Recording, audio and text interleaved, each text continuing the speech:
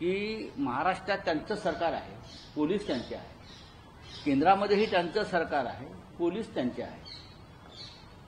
बाबरी पाडताना त्यांनी कोणाची परवानगी घेतली नव्हती आम्ही, किंवा स्वतः देवेंद्र फडणवीसांचा फोटो मी पाहिलाय नागपूर रेल्वे स्टेशनवर. ते कार सेवेला निघालेले आहेत, इथे रुमाल वगैरे बांधून. त्यांनी त्या पद्धतीनं वर्षा बंगल्यातून बाहेर पडावं, डोक्याला रुमाल बांधून.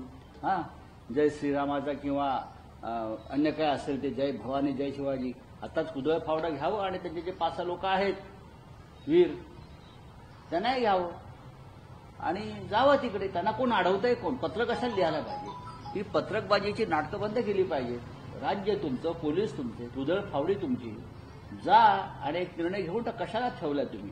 शिवसैनिकांनी ज्याप्रमाणे अयोध्येतला कलंक नष्ट केलाय त्यावेळेला, आणि तेव्हा आम्ही सांगितलं होतं की यानंतर आम्ही कोणत्याही मशिदीला हात लावा. ही आमची भूमिका. एक आमची अयोध्येतलं राम मंदिर हे आमचा तिथे ते व्हायला पाहिजे. बाबरीच्या ठिकाणी त्या जागेवरती आक्रमण झालेलं आहे, म्हणून आमची ती लढाई. सगळ्याच चर्चवर किंवा मशिदीवर किंवा कबरीवरती असे हातोडे घालता येणार नाही.